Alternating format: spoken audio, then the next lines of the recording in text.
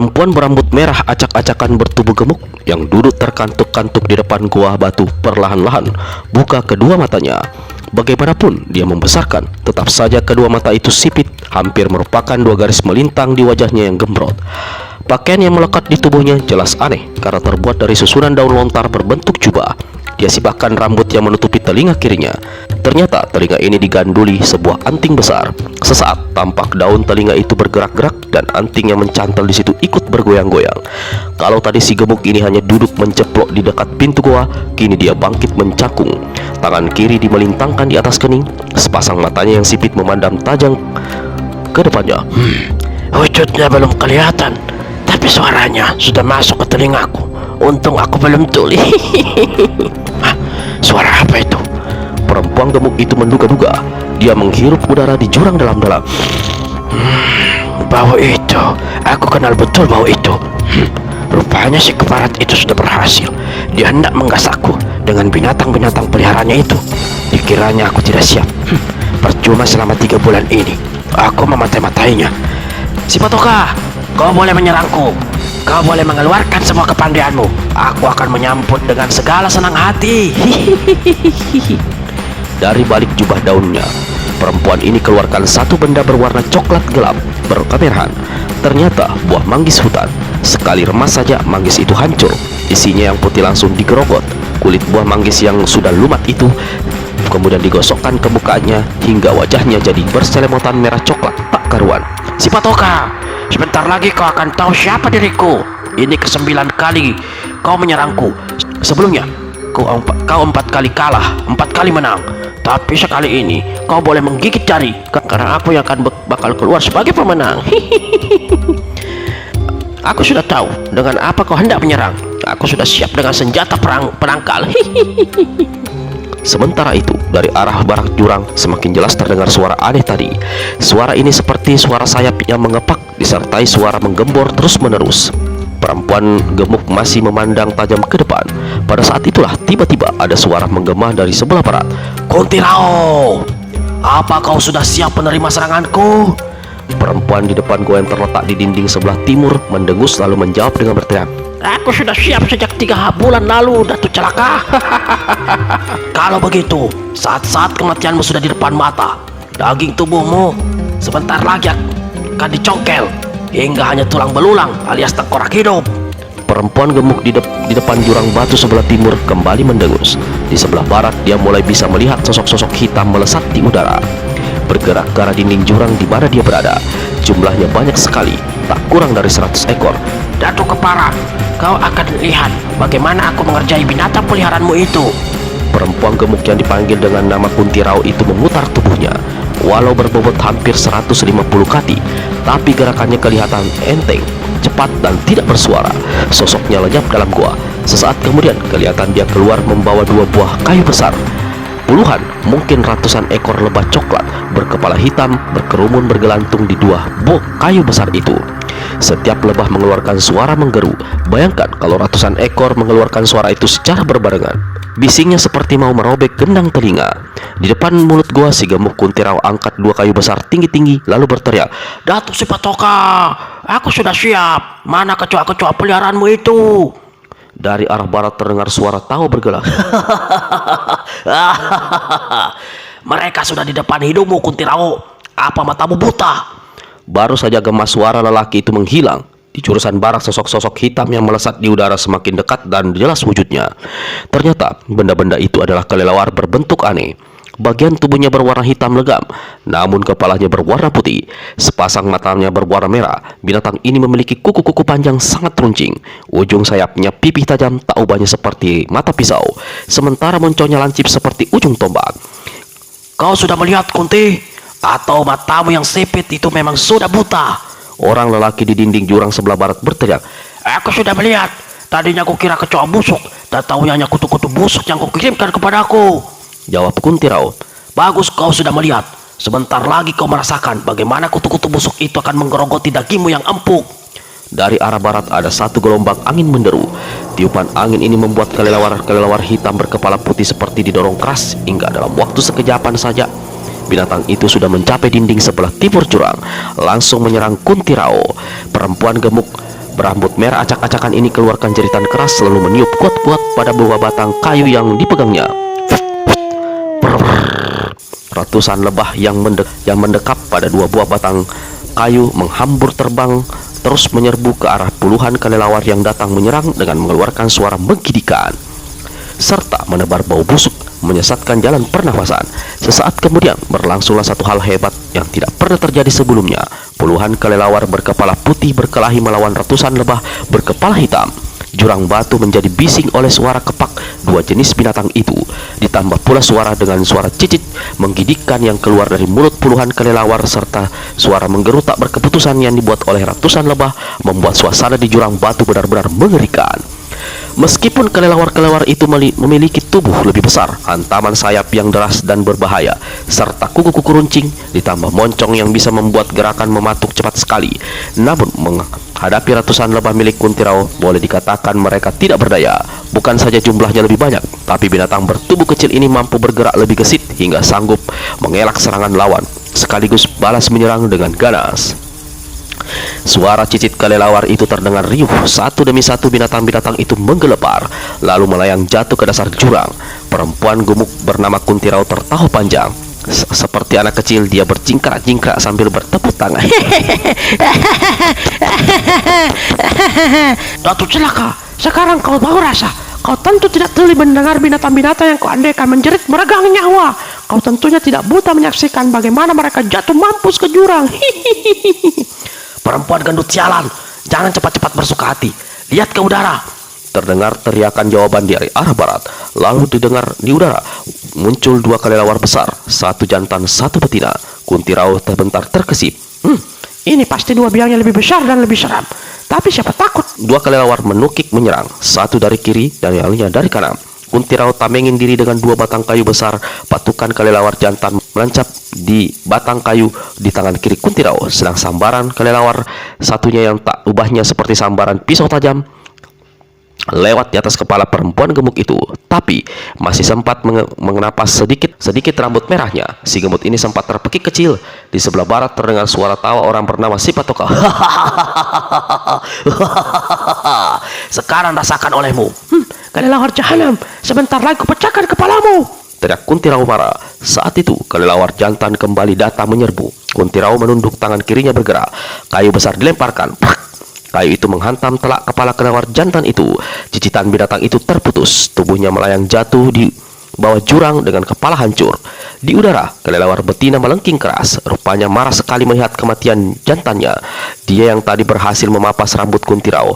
Binatang ini berputar 3 kali di udara lalu menukik. Kelihatannya dia seperti hendak menyerang dengan mematuk ke atas batok kepala musuh. Tapi sewaktu Kuntirau mengelak sambil hantamkan kayu di tangan kanannya, kelelawar ini membuat gerakan membalik. Di lain kejap, tubuhnya berputar seperti baling-baling. Dua sayapnya laksana golok pendek membabat ke arah leher Kuntirau. Kuntirau keluarkan suara garang. Dia membuat gerakan jatuhkan diri dalam keadaan setengah berlutut. Dia pergunakan kayu besar di tangan kanan untuk menangkis selindungi diri. Blak, cas. Kayu besar di tangan perempuan gemuk itu terbabat putus. Binatang sialan, maki Kuntirau. Sisa potongan kayu dilemparkannya ke arah kelelawar betina. Binatang ini melayang turun. Bukan saja dia berhasil mengelakkan hantaman kayu, tapi secepat kilat dia kembali menyambar ke arah Kuntirau. Binatang celaka, kau membuat aku kehabisan sabar, kertak Kuntirau. Dua tangannya bergerak mencabut 2 buah daun yang merupakan pakaiannya. Kelelawar betina datang. 2 lembar daun melesat ke udara. Cases. Daun pertama menancap di dada kelelawar betina. Daun kedua memapas lehernya. Darah menyembur. Binatang ini keluarkan jeritan aneh yang keras. Hebatnya, dalam keadaan sekarat, dia masih berusaha mengejar ke arah Kuntirau. Namun sekali menghantam tangan kirinya, kelelawar betina itu terlempar jauh ke arah dinding barat jurang dan jatuh di depan kaki seorang kakek yang saat itu tengah melangkah mondar-mandir di depan sebuah gua. Jahanam, kelelewarku mati semua. Orang ini kepalkan kedua tangannya, hentakkan kaki kanan hingga bebatuan di jurang itu bergetar. Datu si Patoka, apa sekarang kau malu mengakui kekalahan? Perempuan ke barat, maki sang datuk begitu didengarnya suara Kuntirau dari arah timur. Jangan buru-buru merasa menang, dajal genduk. Kenyataannya memang begitu, Datuk. Kau memang menang 4 kali, aku 5 kali dengan ini. Apa otakmu sudah tumpul hingga tidak bisa berhitung lagi, ha? Kau akan terima pembalasan dariku, Kuntirau. Sekalipun Sampai 100 tahun aku akan mendekam di sini sampai akhirnya kau mampus di tanganku. Takaburnya, ejek perempuan gemuk. Dia mendongak ke atas, memandang ke arah puluhan lebah yang masih terbang berputar-putar di dalam jurang, lalu bertepuk beberapa kali. Lebah-lebahku, kalian menjalankan tugas dengan baik. Aku berterima kasih. Tugas sudah selesai. Mulai saat ini kalian bukan peliharaanku lagi. Sekarang kalian bebas mau pergi kemana saja. Tapi ingat, setiap aku memerlukan kalian, jangan terlambat datang. Habis berkata begitu, si gemuk bertepuk terus menerus. Ratusan lebah berputar di udara di atas kepala si gemuk lalu melesat ke atas jurang. Kuntirau baru berhenti bertepuk begitu setelah semua lebah lenyap dari pandangannya. Kuntirau menyeringai. Dia memandang ke arah barat. Di kejauhan, samar-samar di balik kabut yang kini menyambang di udara di jurang, dilihatnya sosok Datuk Sipatokah melangkah mondar-mandir di depan Muluk Dua. Kuntirau tertawa, mulutnya berucap, Rasakan olehmu. Sekarang baru tahu rasa. Dikiranya bakalan bisa menguasai jurang batu malam ini. Tua bangka tak tahu diuntung. Selama aku masih bercokol di sini, jangan harap jurang ini akan menjadi wilayah kekuasaanmu. Apalagi yang mau menguasai dunia persilatan. Sementara itu, di lereng jurang sebelah barat, seorang kakek melangkah mondar-mandir sambil tiada hentinya memukul sendiri kepalanya yang botak dan berwarna biru. 5 bulan aku menyusun rencana mengajar binatang-binatang itu, ternyata semua mati percuma. Apalagi yang bisa kulakukan agar bisa menyingkirkan perempuan itu dari jurang sebelah timur? Bukan cuma menyingkirkan, tapi membunuhnya. Kalau dia masih hidup berarti bahaya besar bagiku. Datuk Sipatokah, Tiba-tiba menggema seorang tentirau dari arah barat. Kuda di rambut merah, apalagi maumu? Maki Datuk Sipatokah yang menyebut Kuntirau yang memang gemuk dan berambut merah. sesudah kalah, apa kau masih terlalu kikir dan sombong untuk berbagi rezeki denganku? Sampai mati pun aku tidak mau berbagi rezeki dengan kau. Aha, bintang Kalimukus akan muncul tak akan lama lagi. Petunjuk di mana letak sepasang senjata pusaka itu akan segera muncul. Jika kau tak mau membagi rezeki, berarti di 2 senjata akan jadi milikku sendiri. Kau tak akan mampu memiliki semua, kau tahu itu. Siapa bilang tidak mampu? Yang jelas kau pasti akan menyesal. Sialan, pergilah ke neraka. Teriak Datuk Sipatokah marah. Kalau aku ke neraka, pasti aku tidak lupa membawamu, Datuk, dan kau akan jalan duluan di depanku. Ejek Kuntirau. Perempuan setan, makan tanganku ini. Teriak Datuk Sipatokah. Lalu tangan kanannya menyembul di balik lengan jubah kuning. Serangkum angin menderu. Sebelah timur, Kuntirau melihat ada kilatan cahaya kuning menyambar dan datang ke arahnya cepat sekali. Wow, ilmu yang sudah tidak laku masih diperlihatkan. Ejek perempuan tua itu. Lalu dia angkat dengan tangan kanannya ke atas. Telapak tangan diputar dan disentakkan. 2 larik pukulan sakti tanpa warna menggemuruh menyambut sambaran sinar kuning dari arah kiri kanan. Sinar kuning mental dan buyar hanya 1 tombak di depan Kuntirau. Perempuan gomang ini merasakan tubuhnya bergetar keras lalu tersandar ke dinding batu. Sesaat wajahnya yang celemongan dengan kulit manggis tampak berubah. Di dinding jurang sebelah barat, Datuk Sipatokah kelihatan tegak terbungkuk-bungkuk sambil pegangi dada. Dia jatuh berlutut dan cepat kerahkan tenaga dalamnya guna mengatur jalan darah. Dari kepalanya yang botak biru mengepul asap tipis. Setan perempuan itu benar-benar tinggi kepandaiannya. Dan dia si kakek harus mengakui, walaupun dengan mengaki. Tapi bagaimanapun dia tak bisa mengalahkanku bulat-bulat. Sepasang senjata sakti di dasar jurang tak bakal jadi miliknya. Untuk sementara, biar ku lupakan dirinya. Lebih baik aku meneruskan pekerjaan membuat tali itu. Kalau sudah tiba saatnya, aku bisa dengan mudah dan cepat turun ke dasar jurang. Kuntirau perlahan-lahan luruskan badannya yang gemuk. Dia rapikan susunan daun-daun yang jadi pakaiannya karena 2 lembar daun tadi terpaksa dicabutnya untuk menghadapi sepasang kelelawar besar. Tua bangka satu itu memang tidak boleh dikasih hati. Lihat saja, aku akan berikan 1 pelajaran telak dan mematikan padanya. Si gemuk memutar tubuhnya hendak masuk ke dalam jurang. Tiba-tiba dia mendengar ada suara berdesir di atasnya. Apa jahanam itu sudah menyerangku lagi? Ilmu apa yang dia keluarkannya?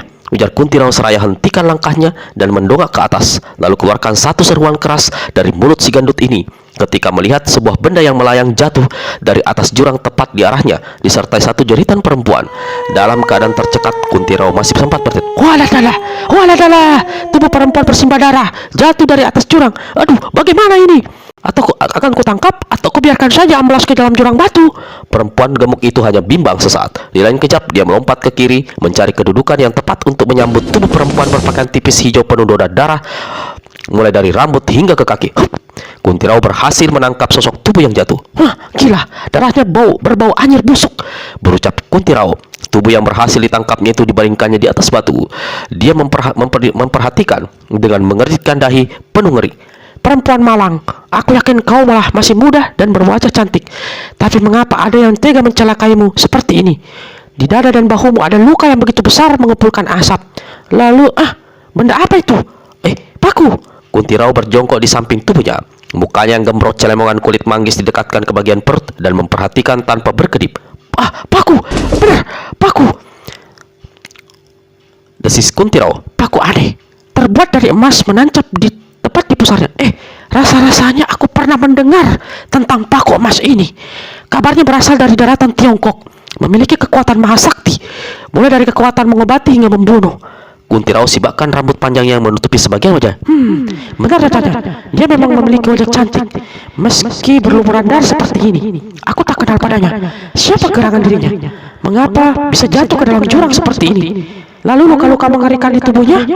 Kuntirau berpikir sejenak. Setelah meraba urat besar di leher dan merasakan masih ada hembusan nafas dari lubang hidungnya, Kuntirau mendukung perempuan itu dan membawanya masuk ke dalam gua. Orang biasa pasti sudah menyerahkan nyawa akibat luka besar begini hebat. Di antara bau amis dan busuk di antara tubuhnya, aku mencium sekali bau harum. Perempuan muda ini agaknya bukan perempuan sembarangan.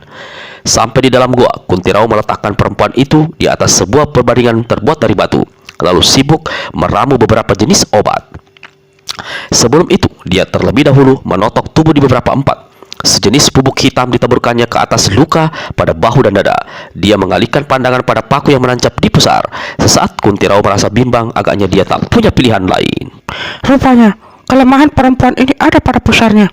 Aku harus mencabut paku di pusarnya itu. Kuntirau ulurkan tangan kanan. Ibu jari dari telunjuk bergerak cepat mencabut paku yang menancap di pusar. Pada saat paku tercabut, dari pusar yang berlobang itu mengucur darah hitam sangat busuk disertai asap. Perlahan-lahan, kepulan asap hilang. Tapi, begitu lenyap, tiba-tiba sebuah benda melesat keluar dari perut lewat pusar yang bolong itu. Bagian Kuntirau terpekik keras dan merubah parasnya saking kagetnya. Dari pusar yang berlobang di perut perempuan muda tidak dikenal itu melesat keluar seekor ular hitam berkepala putih. Semula dia menyangka dirinya akan diserang. Cepat Kuntirau angkat tangan untuk menghantam. Tapi ditariknya tangan ketika melihat ular itu melesat ke atas. Laksana terbang, ular itu ke udara lalu lenyap menjadi asap. Ular kejadian. Desis Kuntirau. Siapa manusia ini sebenarnya? Tanyanya dalam hati penuh rasa ingin tahu. Lalu cepat-cepat bubuk hitam ditaburkan dalam lubang pusar. Sedikit demi sedikit darah busuk berhenti mengucur dan lubang bertaut kembali. Kepulan asap serta merta lenyap. Lubang di pusar itu tidak akan menimbulkan cacat, tapi luka di dada dan bahu, walau bisa kusembuhkan, rasanya akan meninggalkan bekas sangat buruk. Kasihan perempuan muda cantik ini, tubuhnya akan cacat seumur hidup. Tak bakal ada lelaki yang mau dengannya.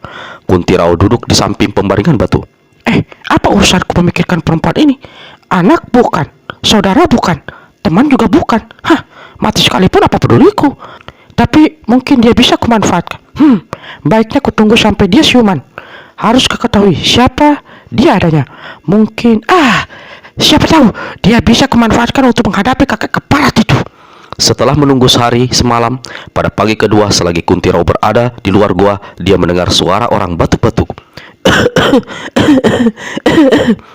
Perempuan itu, kata Kuntirau seraya memutar tubuhnya masuk ke dalam gua. Sampainya di dalam, dilihatnya perempuan itu sudah duduk di pembaringan batu, bersandar ke dinding dan batuk beberapa kali. Ketika melihat kemunculan Kuntirau, dia cepat-cepat beringisut. Wajahnya memancarkan sikap terkejut, takut dan mengancam. Kau sudah siuman rupanya. Syukurlah, kata Kuntirau. Perempuan di atas batu pandangi rambut Kuntirau yang masih merah acak-acakan itu. Mukanya celemongan oleh kulit manggis. Tubuhnya yang gemuk gembrot tentunya pada keanehan jubahnya yang terbuat dari susunan daun-daun. Perempuan gemuk, siapa kau? Apakah kau orang yang menolongku? Berada di mana saat ini aku? Wah, pertanyaanmu belum sudah banyak betul, sahut Kuntirau. Bagaimana kalau aku yang ganti bertanya? Siapa dirimu? Mengapa ada luka besar di tubuhmu? Lalu mengapa ada paku emas di pusarmu? Apa kau jatuh sendiri ke dalam jurang ini? Apa ada yang mencelakaimu? Mengapa bisa ada ular hitam kepala putih keluar dari dalam perutmu lewat pusar yang kemudian lenyap menjadi asap? Apakah kau manusia atau makhluk jejadian? Perempuan berpakaian hijau tipis yang duduk di pembaringan batu mula-mula hendak menyemprot marah. Namun, kesadaran masuk dalam benaknya. Agak samar dan masih sulit dia mengingat dipandanginya tubuhnya. Di dada dan bahu ada luka mengering tertutup bubuk hitam.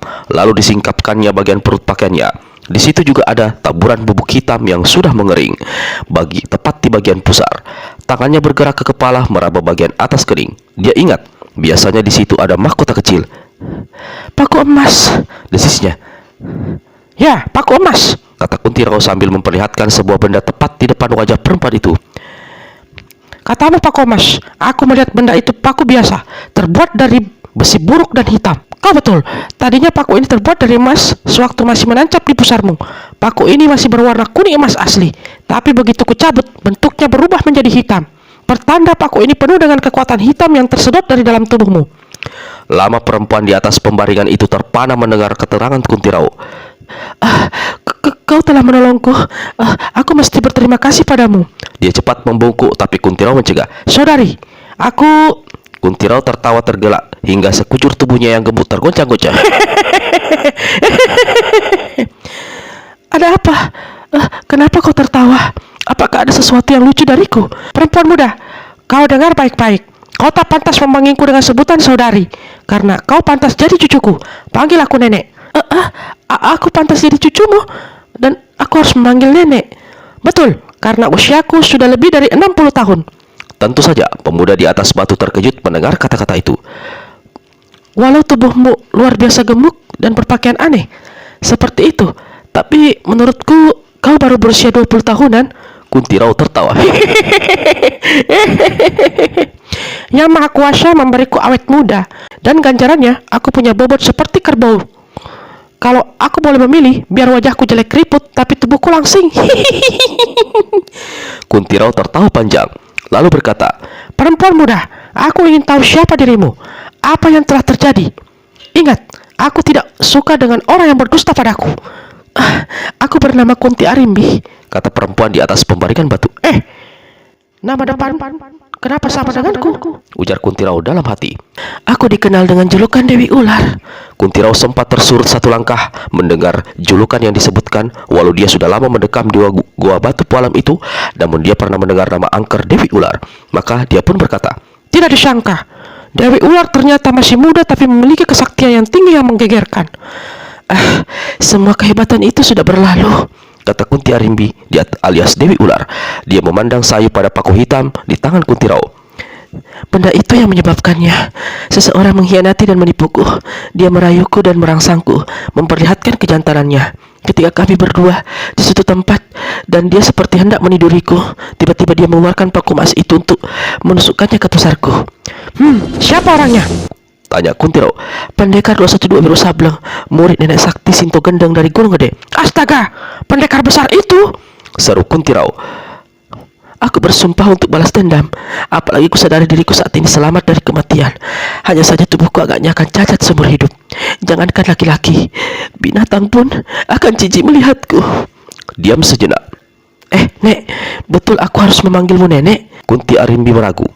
Tentu saja, memang seharusnya begitu. Aku berterima kasih padamu. Kau telah menyelamatkan diriku. Saat ini tidak mungkin aku membalas segala utang piutang ini. Tapi percaya padaku, walau dulu aku pernah menjadi manusia jahat, mengingat budi orang aku masih mampu. Nek, aku harus pergi dari tempat ini. Mohon tunjukkan jalan keluar. Perempuan gemuk yang mengaku sudah nenek itu menghela nafas panjang. Jangan terkejut Kunti Arimbi. Di sini sama sekali tidak ada jalan keluar. Sekali berada di sini akan mendekam seumur hidup. Kecuali apa, Nek? Tanya Kunti Arimbi yang kini walau masih memiliki ilmu silat dan menguasai tenaga dalam tingkat tinggi, namun banyak kesaktian luar biasa yang sudah lenyap.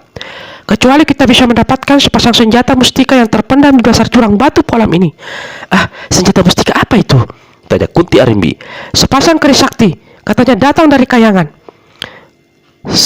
Satu keris laki-laki dan satu keris perempuan. Jika sudah bisa menguasai kedua keris itu, di dunia persilatan sudah di tangan, dan cacat di tubuhmu bisa hilang dengan menggosokkan keris perempuan ke bekas luka. ujar Kunti Rao. Perlahan-lahan Kunti Arimbi turun dari pembaringan batu. Kau harus mendapatkan itu, Dek. Aku akan membantumu. Tidak mudah mendapatkannya, Kunti Arimbi. Pertama, kita harus mendapatkan tanda dari langit di mana keris itu terpendam. Di jurang itu masih ada musuh yang tangguh yang juga menginginkan keris itu. Siapa? Tanya Kunti Arimbi. Namanya Datuk Sipatoka. Dia mendekam di dinding sebelah barat. Kita harus mengalahkannya, Nek, bisiknya. Kalau saja aku memiliki kesaktian seperti masih menjadi Dewi Ular dulu. Nasib peruntungan di tangan Tuhan. Kita manusia mana ada yang tahu. Bukan mustahil. Suatu ketika kau bisa menyandang gelar Dewi Ular kembali. Bahkan mungkin lebih hebat. Kunti Arimbi tersenyum. Sepasang matanya yang dulu hijau kini kecoklatan menerawang ke depan. Sepasang keris Sri Sakti itu, jika aku menguasainya, bukan mustahil ucapan nenek gendut ini akan menjadi kenyataan. Ketika perempuan muda ini memandang seputar ruangan, dia melihat sebuah benda berbentuk kerucut dan ada gagangnya tertegak di sudut ruangan batu. Benda apa itu, Nek? Payung raksasa, jawab Kunti Rao. Dengan payung itu kelak aku akan turun ke dasar jurang. Sebegitu sulitkah mencapai dasar jurang? Jurang batu palang seputar dindingnya berbentuk tegak lurus dan licin. Di sebelah bawah kabarnya ada kawah mendidih. Tempat berpijak hanya pada gugusan batu-batu runcing. Kunti Arimbi kembali hanya menerawang. Kalau nasibku harus mendekam di sini, aku rela hidup mati bersamamu, Nek. Kau perempuan baik. Aku ada rencana bagus untukmu. Kita berdua bisa menghadapi Datuk Sipatoka. Aku rela mati untuk menolongmu, tapi rasanya ilmu kesaktianku sudah tidak sehebat dulu lagi. Jangan bersedih. Aku akan menggemblengmu menguasai beberapa ilmu kesaktian. Mungkin tidak sehebat kesaktianmu saat jadi Dewi Ular dulu, tapi yakinlah tidak akan mengecewakan. Dengar perempuan muda, mulai saat ini aku akan memanggilmu dengan Dewi Ular saja. Perkenalkan, namaku Kunti Rao, digelari dengan orang iblis daun setan. Mendengar nama dan julukan itu, Kunti Arimbi segera jatuhkan diri. Ada apa ini? Kata Kunti Rao. Nek, aku mendengar dari guruku bahwa kau adalah saudara sepupunya. Aku mengaturkan penghormatan.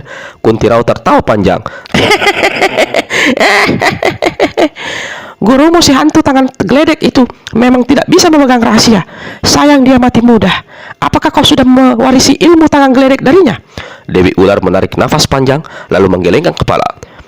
Rencananya mengajarkan ilmu itu memang sudah ada, tapi dia keburu meninggal dan aku jatuh ke tangan jahat Ratu Ular. Kabarnya dia menyimpan kitab pelajaran lengkap pukulan tangan geledek. Aku pernah mencari, tapi tidak ketemu. Aku curiga, jangan-jangan kitab itu ada pada Ratu Ular. Ratu Ular sendiri tidak diketahui keberadaannya. Entah sudah mati, atau pula... Semua apa yang tidak diketahui kini menjadi jelas. Kelak, aku akan mendapatkan sepasang keris sakti di dasar jurang itu. Aku senang jika kau mau membantu. Aku akan membantumu, Nek. Tak usah kau ragukan, kata Dewi Ular pula. Lalu wajah Sandaka muncul di pelupuk mata. Kau juga akan kucari, Sandaka. Nyawamu sama tidak bergunanya dengan pendekar 212. Kau seperti bicara sendirian. Siapa yang bernama Sandaka itu? Tanya Kunti Rao. Sandaka, dia orang kedua yang akan kubunuh setelah pendekar 212 Wiro Sableng, jawab Kunti Ambiri. Di dinding jurang di sebelah barat, kakek berkepala botak warna biru mengenakan jubah kuning yang dikenal dengan nama Datuk Sipatoka rangkapkan kedua tangan di depan dada. Muka dan pandangan matanya diarahkan ke dinding sebelah timur. Dadanya terasa panas akibat pengaruh hawa marah dan penasaran. Perempuan setan, kalau kau merasa sudah menang, nanti lihat saja, akan kubuat kau minta ampun sampai terkencing-kencing. Dia memandang tak berkedip ke arah kejauhan, namun pandangannya tertutup oleh kabut yang semakin menebal di seantero jurang. Kabut sialan, aku tak dapat melihat apa yang dilakukan perempuan sialan itu, maki si kakek. Selagi dia memaki-maki seperti itu, tiba-tiba di arah timur didengarnya ada suara jeritan keras dan panjang. Siapa yang menjerit itu? Suaranya suara perempuan. Datuk Sipatoka miringkan kepalanya, sedang kedua matanya coba menembus kabut yang menghalangi. Tapi sia-sia, rasa-rasanya seperti ada sesuatu yang melayang jatuh. Apa mungkin perempuan itu tiba-tiba menjadi gila dan jatuhkan diri ke dasar jurang? Sang datuk berpikir keras, lalu dia menjawab sendiri. Pertanyaannya dalam hati, tidak mungkin, bukan dia. Suara jeritan tadi datang dari atas jurang. Berarti yang jatuh berasal dari atas sana. Si kuda nil merah itu bertapa di 2/3 jurang. Atau mungkin dia tengah membuat tipuan untukku.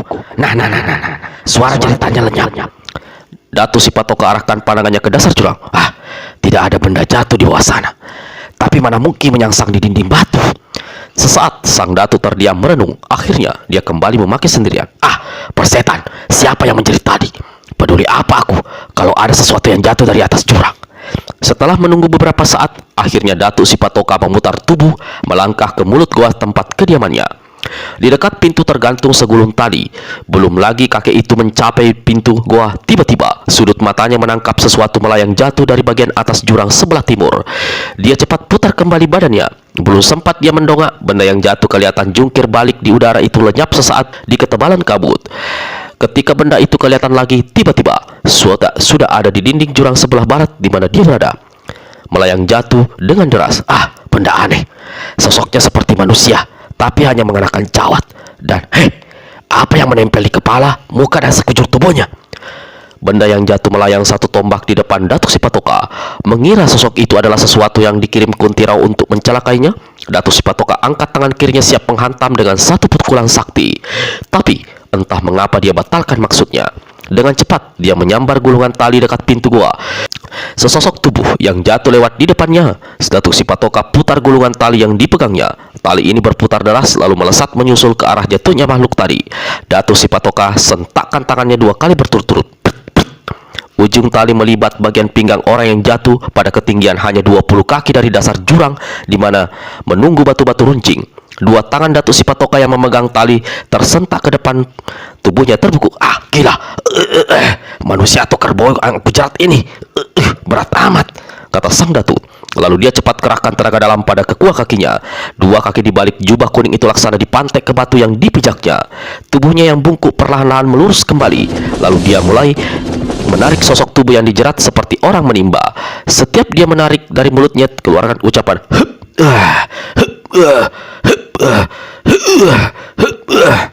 Sosok yang dilibat tali dan ditarik Datuk Sipatoka akhirnya sampai ke sisi dinding jurang di mana dia berada.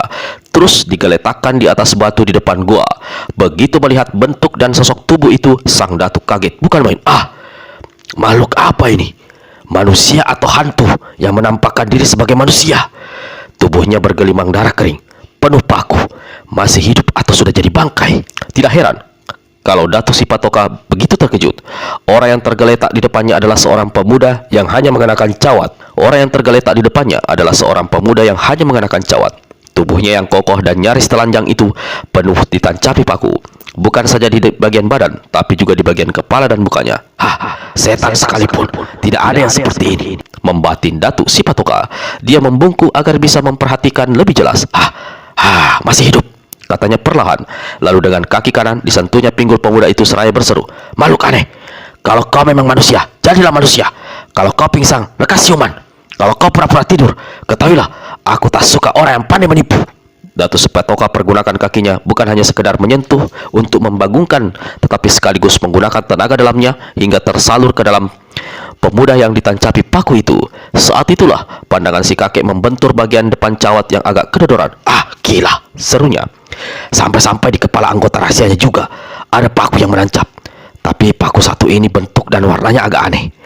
Sewaktu Datuk hendak menyingkap cawat itu agar dia bisa melihat lebih jelas, tiba-tiba sosok tubuh si pemuda bergerak. Kedua kakinya naik ke atas. Bersamaan dengan itu, tangannya sebelah kanan ikut bergerak dan sepasang matanya membuka. Ketika matanya membentur wajah Datuk Sipatoka, pemuda ini berusaha bangkit dengan cepat.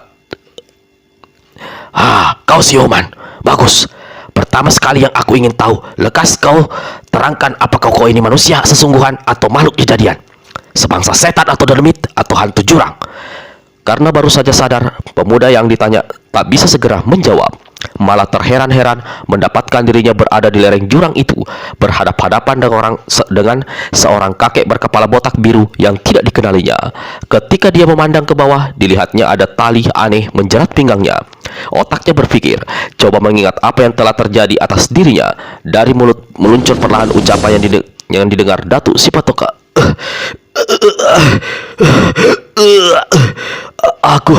Aku terjatuh dari atas jurang sana. Seharusnya aku sudah mati.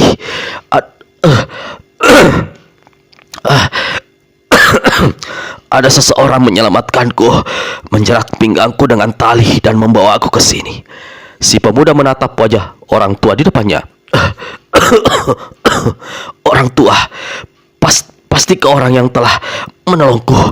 Datuk Sipatoka tidak mengangguk, juga tidak menjawab. Pemuda itu lepaskan tali yang menggelung pinggangnya lalu bangkit dan duduk bersandar di dinding jurang. Aku menyesal. Kau menolongku, katanya. Datuk Sipatoka melegak, keningnya mengerit dan mata memandang tak berkedip pada manusia paku di depannya. Jelas kakak ini berusaha menahan amarah mendengar kata-kata pemuda itu. Seharusnya aku sudah bebas di alam kematian. Karenanya aku tidak perlu mengucapkan terima kasih padamu. Aku benci karena kau telah menyelamatkanku. Datuk Sipatoka keluarkan suara menggerang di balik tenggorokannya. Suaranya hendak membetak marah. Bagaimana ada manusia begini aneh, tidak tahu diri, telah ditolong diselamatkan dari kematian, malah membencinya dan tak mau berterima kasih. Tidak jadi marah, Datuk Sipatoka malah tertawa gelak-gelak sampai suara tawanya terdengar ke sisi jurang sebelah timur dan membuat Kunti Rawa yang ada dalam gua dongakkan kepalanya seraya bertanya-tanya.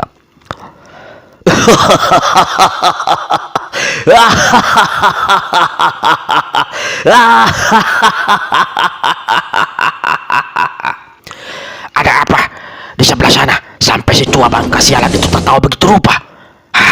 Jangan-jangan dia sudah gila. Datuk Sipatoka delikan mata lalu berkata, Tidak ada yang minta kau harus berterima kasih. Kalau kau merasa menyesal masih hidup, silakan. Kau lihat ke bawah, jurang masih dalam, kawah berdiri dan batu-batu runcing siap menunggu. Kalau kau memang mau mampus, jatuhkan saja dirimu kembali. Kini si pemuda yang jadi tersigap. Datuk Sipatoka angkat kakinya ke arah tubuh si pemuda dan membuat gerakan siap untuk mendorong. Kalau kau sekarang jadi takut bunuh diri, biar aku bantu mendorong tubuhmu agar jatuh ke dasar jurang. Kaki kanan sang datuk bergerak. Tunggu. Si pemuda cepat berseru. Tangan kanannya diangkat. Datuk Sipatoka terkejut. Tangan yang menahan telapak kaki itu laksana batu karang kokoh yang tidak bisa digoyangkan. Manusia aneh ini agak bukan orang sembarangan. Dia memiliki tenaga dalam tingkat tinggi. Buktinya sanggup menahan tekanan kakiku. Datuk Sipatoka batuk-batuk beberapa kali lalu turunkan kakinya. Anak muda aneh, coba terangkan siapa dirimu. Mengapa memilih mati daripada hidup? Lalu aku juga kepingin tahu mengapa keadaanmu seperti ini. Kurasa setan di neraka pun tidak seseram dan seburuk dirimu ini. Orang yang ditanya memandang ke dasar jurang, lalu pandangannya dituju pada dirinya sendiri. Setelah itu, diangkatnya kepalanya berpaling pada Datuk Sipatoka. Namaku Sandaka. Aku manusia sesat yang jatuh ke tangan Dewi Ular, menjadi budak nafsu dan budak kekuasaannya. Dia ingin menguasai dunia persilatan dengan memperalat diriku. Datuk Sipatoka mangguk-anggut beberapa kali, lalu dia tertawa.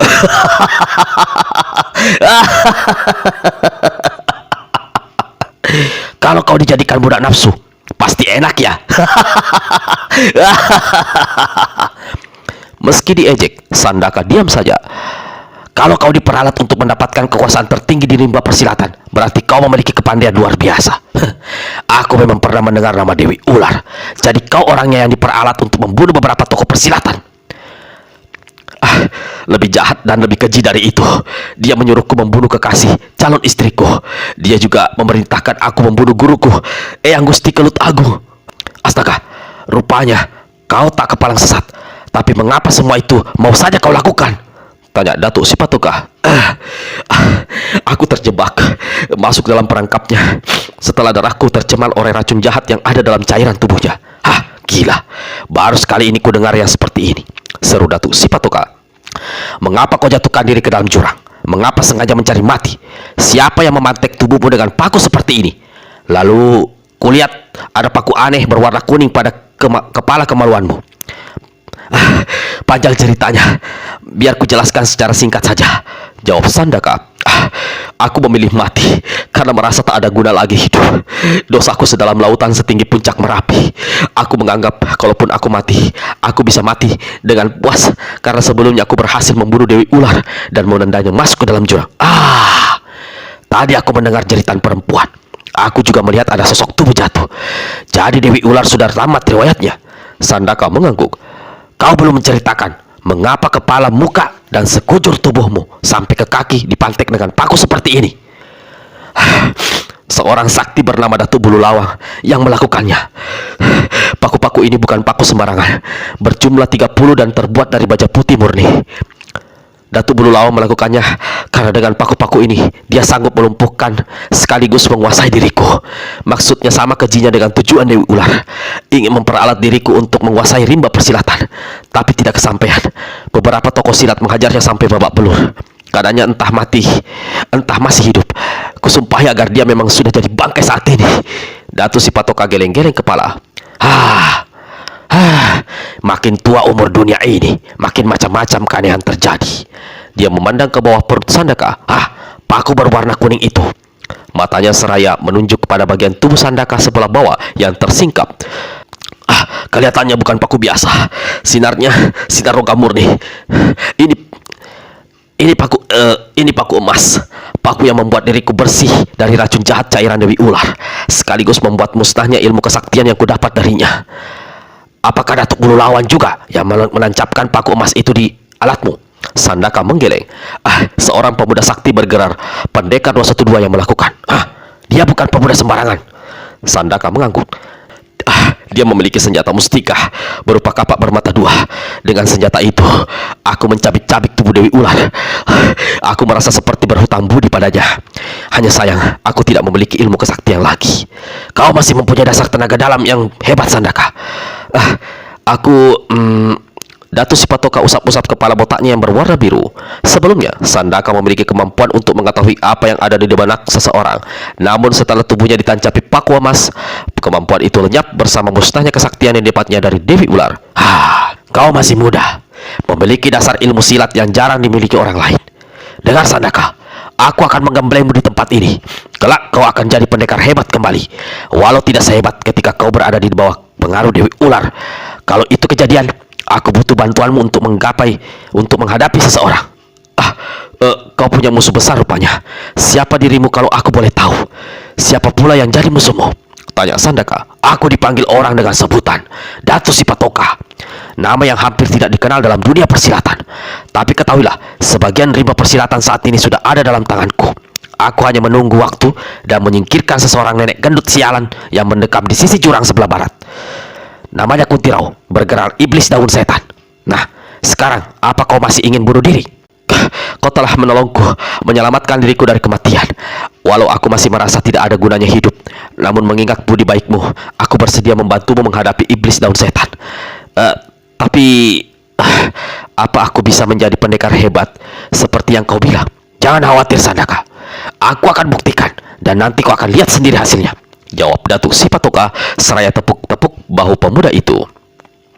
Sambil menepuk, dia kerahkan tenaga dalam. Tubuh Sandaka seperti diguncang, tapi tetap duduk tersandar. Orang lain mungkin sudah terjerembat roboh. Datuk Sipatoka menyeringai. Diam-diam, dia merasa gembira mendapatkan pemuda ini. Satu hal yang harus kau ketahui, Sandaka. Cepat cabut paku emas yang menancap di kemaluanmu itu. Sandaka ulurkan tangan kanannya. Jari jemarinya mencengkram kepala paku emas. Terasa sangat panas. Pemuda ini kerahkan tenaga dalam. Sekali tarik saja, paku emas itu tercabut dari tempatnya menancap. Bersamaan dengan itu, secara aneh, paku yang tadinya berwarna kuning itu berubah menjadi hitam. Racun jahat benar-benar telah terkuras habis racun jahat benar-benar telah terkuras habis dari tubuhmu. Buktinya, paku emas telah berubah hitam. Tidak beda seperti paku besi biasa, kata Datuk Sipatoka pula. Sandaka tarik nafas panjang lalu berkata, satu paku berhasil dicabut. 30 paku lagi masih menancap di kepala, muka dan tubuhku. Apakah masih bisa kusingkirkan dengan jalan mencabutnya, Datuk? Jangan terlalu berani bertindak, anak muda. Paku-paku itu bukan paku biasa dan paku sembarangan. Lagi pula, kulihat menancap sampai jauh ke dalam tubuhmu. Ada saatnya benda-benda itu bisa kita singkirkan. Kelak, kalau sepasang keris sakti di dasar jurang itu sudah kumiliki, mencabut paku-paku celaka itu hanya satu urusan gampang seperti membalik telapak tangan. Sepasang keris sakti di dalam jurang? Datuk, apa maksudmu? Pertanyaanmu tidak akan kujawab sekarang. Harap kau bersabar sampai aku merasa tiba saat untuk menerangkan padamu, jawab Datuk Sipatoka. Bagaimana kisah Dewi Ular dan Sandaka jatuh masuk ke dalam jurang batu pualam? Kita kembali dulu pada apa yang terjadi beberapa waktu sebelumnya. Seperti dituturkan dalam episode Dendam Manusia Paku, ada di channel ini. Dewi Ular mengajak pendekar 212 Wiro Sableng ke tempat kediamannya, yakni sebuah bangunan terbuat dari batu pualam. terletak di lereng bebukitan batu.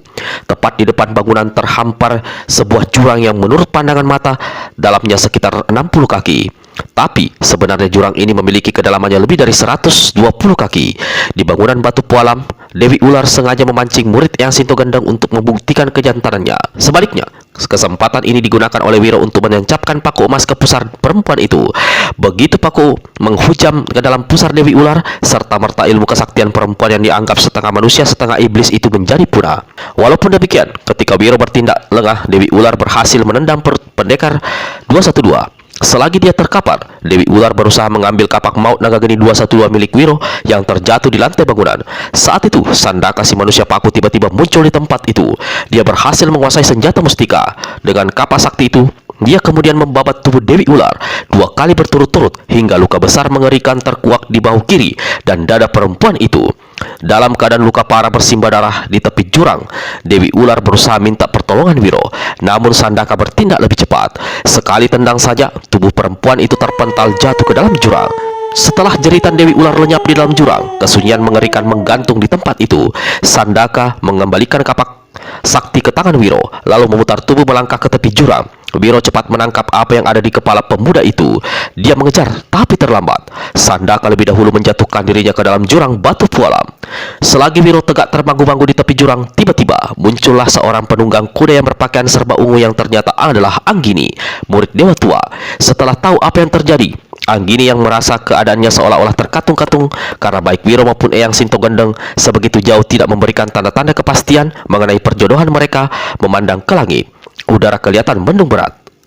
Satu malapetaka besar telah lewat, berucap Anggini. Dia masih memandang ke langit di atasnya. Sebentar lagi agaknya akan turun hujan lebat. Kita harus segera meninggalkan tempat ini, Wiro. Kau pergilah duluan. Di kaki bukit batu itu, tak jauh dari ujung jalan ada sebuah danau. Tunggu aku di sana. Kuda ini cukup kuat untuk kita tunggangi berdua, ujar sang dara. Wiro tersenyum. Agaknya rasa jengkelnya terhadapku sudah lenyap. Kalau begini, tanpa disadarinya, dia menunjukkan sikap baik dan mesra, membatin murid Sinto Gendeng. Lalu pada Anggini, dia berkata, kau lihat sendiri. Badan dan pakaianku kotor. Kau berangkat saja duluan, nanti aku menyusul. Anggini mengangguk. Kulihat badan dan pakaian memang kotor. Dari mana kau dapat pakaian aneh itu? Mau-mauan memakai pakaian perempuan? Hanya pakaian ini yang kutemukan ketika berhasil keluar dari sarang Dewi Ular setelah guruku Eyang Sinto Gendeng menghancurkan tempat itu. Pakaianmu boleh aneh dan kotor, namun satu hal yang aku tahu, hatimu bersih. Wiro tertawa lebar. Untuk pujian itu, aku akan pergi bersamamu sampai dimanapun juga. Lalu pendekar 212 Wiro Sableng melompat ke atas kuda, duduk di belakang Anggini. Hanya beberapa saat saja setelah sepasang muda-mudi itu meninggalkan tepi jurang dan mulai menuruni lereng bukit, dari balik sebuah batu besar, seorang lelaki separuh baya berpakaian ringkas berwarna hijau dengan sebilah pedang pendek tersisip di pinggangnya cepat-cepat meninggalkan tempat itu. Agaknya ia tidak sempat melihat kejadian jatuhnya Dewi Ular dan Sandaka ke dalam jurang. Bagaimana dia mampu menyelinap di balik batu besar tanpa pendekar 212 Wiro Sableng maupun Anggini mengetahuinya? Jelas, lelaki berpakaian hijau ini memiliki kepandaian tinggi. Orang ini menyelinap di antara batu-batu besar di bebukitan hingga akhirnya sampai di satu tempat yang agak rata. Di tempat ini kelihatan 9 orang tegak mengelilingi sebuah tandu. 8 di antaranya mengenakan pakaian prajurit kerajaan. Mereka bertugas sebagai pengusung tandu secara bergantian. Orang yang ke-9 adalah seorang tua berjanggut dan berambut kelabu. Tidak seperti yang lainnya, orang tua ini kelihatan asyik membaca sebuah kitab bertuliskan huruf-huruf kuno. Melihat bentuk dan warna kitab tersebut, agaknya berusia puluhan tahun. Di atas tandu beratap icuk, duduk seorang lelaki bermuka pucat mengenakan jubah mewah berwarna merah pekat. Pada dada kirinya tersemat berbentuk hiasan emas berupa lambang agung keraton. 8 orang prajurit dan orang yang duduk di atas tandu segera berpaling begitu lelaki berpedang itu muncul. Sebaliknya, orang tua berambut kelabu terus saja membaca kitab sambil berdiri seolah tidak mempedulikan keadaan orang-orang di sekitarnya. Lelaki berpedang dan berpakaian ringkas hijau menjura di hadapan orang yang di atas tandu. Pangeran Ibong Nalakudra, saya datang memberi laporan. Ternyata lelaki bermuka pucat berpakaian merah pekat itu adalah seorang pangeran. Dia anggukkan kepala lalu berkata, beritahu hasil pengamatanmu. Lodaya Surakali. Lelaki separuh baya segera menjawab, murid nenek sakti Sinto Gendeng dan murid kakek berjuluk Dewa Tua. Itu memang benar. Saya lihat berada di dekat jurang batu pualam. Tak lama saya sampai di sana, mereka segera berlalu. Saya menaruh syah wasangka. Penuh keduanya memang mengetahui kalau sepasang keris nagasona terpendam di dasar jurang. Mereka pergi begitu saja. Pertanda belum saatnya mereka turun ke dalam jurang guna mengambil kedua keris sakti tersebut. Atau mungkin mereka pergi karena diam-diam sudah mengetahui kehadiranmu di tempat itu. Mereka hanya sekedar berpura-pura, kata Pangeran Ipong Nalakudra. Lelaki berpedang gelenggang kepala. Saya dengar mereka bicara hendak pergi ke satu tempat. Jadi, kau tahu kemana mereka pergi? Tanya sang pangeran. Mereka pergi ke tempat sebuah danau di kaki bukit. Saya yakin keduanya hendak bermesraan di tempat itu. Pangeran Ipong Nalakudra tersenyum. Sesaat mukanya yang pucat tampak kemerahan. Bagaimana kau bisa yakin mereka hendak bermesraan? Saya tahu antara keduanya terjalin hubungan khusus sejak lama. Danau di kaki bukit itu satu tempat sepi. Perlu apa sepasang muda-mudi ke sana kalau bukan hendak bercumbu? Lalu apa yang hendak kau lakukan kini, Lodaya? Kita sudah melakukan perjalanan hampir 5 hari. Tubuhku sangat letih. Kurasa semua orang yang ada di sini juga sudah kecapean. Saya mengerti, Pangeran.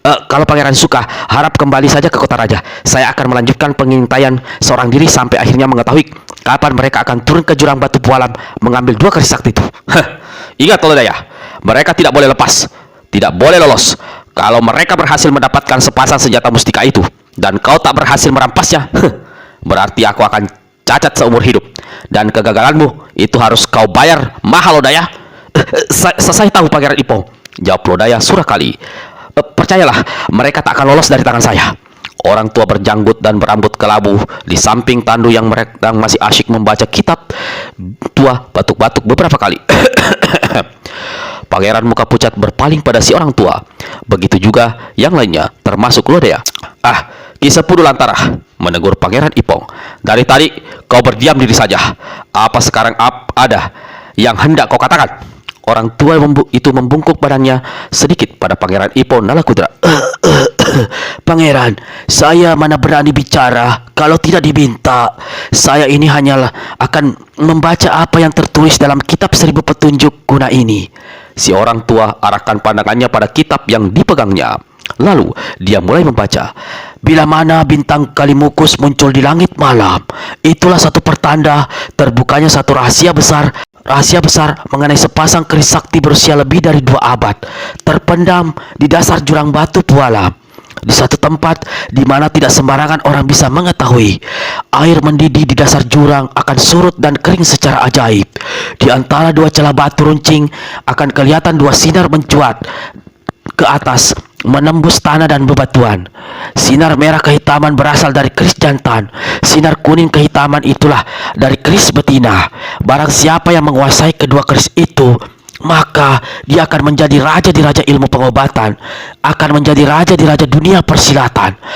Pertanyaan kini, kapan dan siapa yang tahu pada saat munculnya bintang Kalimukus yang konon hanya memperlihatkan diri di langit sebelah tenggara sekali dalam 70 tahun. Petunjuk dalam buku ini tidak ada artinya kalau manusia tidak mempergunakan akal. Karena itu, Ki Sepudu Lantara belum selesai. Tiba-tiba di langit yang saat itu gelap oleh awan mendung berkiblat cahaya kilat, disusul menggelegarnya guntur. Bukit batu itu bergetar keras. Selagi semua orang yang ada di situ terbalut oleh kejut dan rasa ngeri, tiba-tiba di saat yang bersamaan berkelebat satu bayangan disertai suara mendesis keras. Selarik asap kuning menyambar ke arah orang tua berambut dan berjanggut kelabu itu. Sebagai orang berkepandian tinggi dan memiliki segudang pengalaman, Ki Sepudu Lantara maklum kalau asap kuning yang menyambar ke arahnya mengandung racun jahat. Cepat orang tua ini menyingkir ke kiri, tangan kanannya menghantam ke depan. Selarik angin dahsyat menderu, asap kuning langsung buyar berantakan. Namun saat itu pula terdengar seruan Ki Sepudu Lantara. Kitab 1000 petunjuk guna terlepas dari tangannya. Salah satu halamannya robek. Seseorang telah merampas kitab yang sangat berharga itu. Dalam terkejut yang amat sangat, Ki Sepudu Lantara, Lodaya Surakali dan Pangeran Ipong Nalakudra serta semua yang ada di situ melihat seorang perempuan tegak di tempat agak ketinggian. Dialah yang telah merampas kitab berharga itu, karena kini kitab itu tampak berada dalam kepitan tangan kirinya. Perempuan ini tidak bisa disebut muda lagi.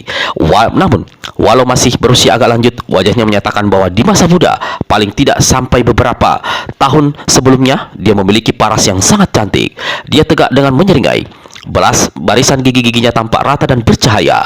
Dia mengenakan pakaian berbentuk kembam terbuat dari kain halus. Dadanya yang besar menggembung. Seharusnya tampak putih menggairahkan, tetapi tidak bagi semua mata lelaki yang ada di tempat itu. Penyebabnya karena di lehernya yang jenjang bergelung seekor ular berwarna hitam belang kuning. Di kepalanya dia mengenakan sebentuk mahkota tempat terbuat dari sosok ular hijau yang setelah dikeringkan. Ratu Ular, seru Ki Sepu Belantara dengan suara bergetar begitu mengenali siapa adanya perempuan di hadapannya. Mendengar nama yang disebutkan itu dan lain-lain jadi tercekat. Lodaya Surakali melirik pada Pangeran Ipong lalu memberi tanda bahwa kemunculan Ratu Ular di tempat itu membawa satu bahaya besar.